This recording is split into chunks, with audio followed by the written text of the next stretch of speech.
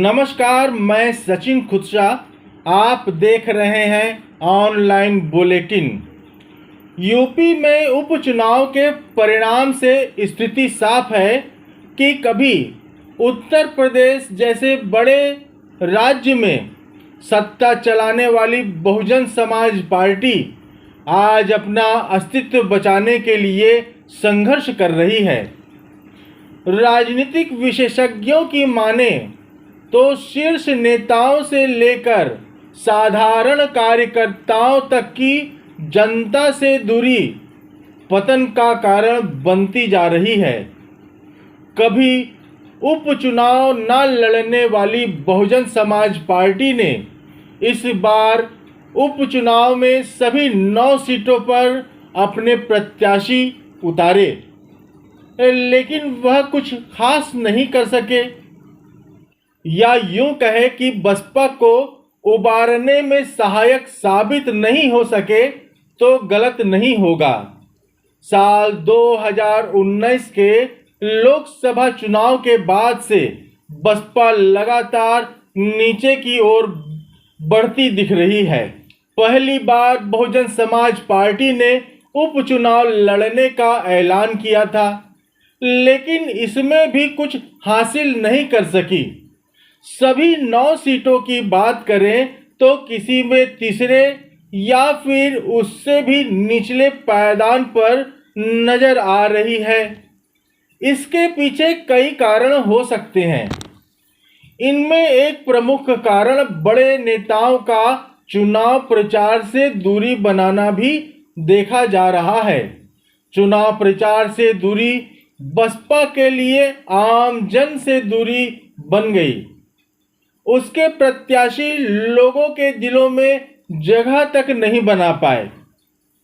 Party प्रमुख मायावती समेत लगभग सभी बड़े नेताओं ने एक भी विधानसभा सीट पर रैली नहीं किया।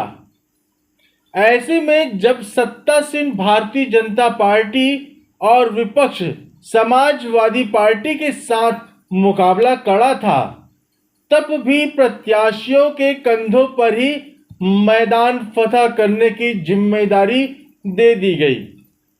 इसका खामियाजा भी बहुजन समाज पार्टी को भुगतना पड़ा। इसका असर चुनाव परिणाम में साफ दिखलाई पड़ रहा है।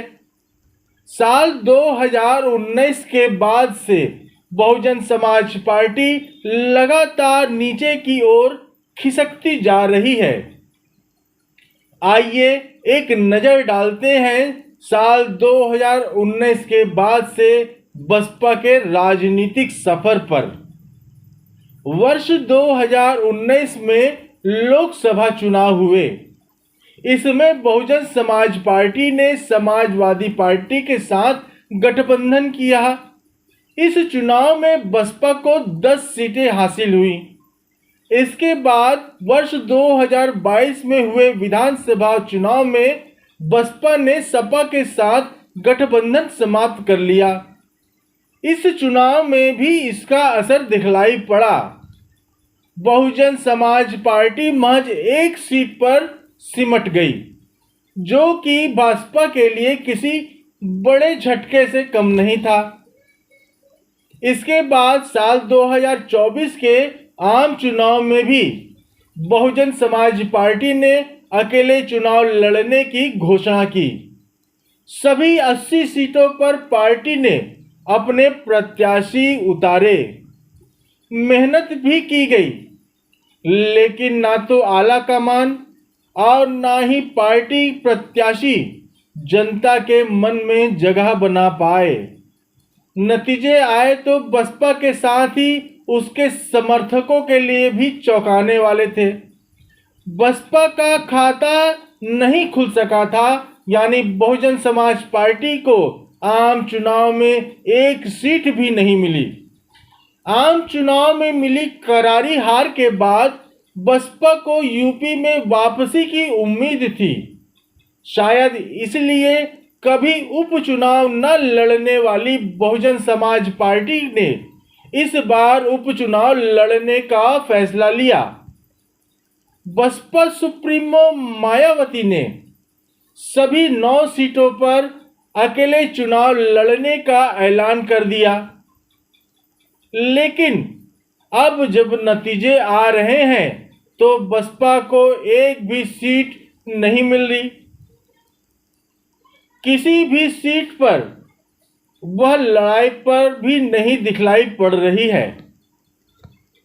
राजनीतिक विशेषज्ञों की माने तो बहुजन समाज पार्टी के शीर्ष नेताओं की जनता से दूरी भी इस हार का कारण बनी है।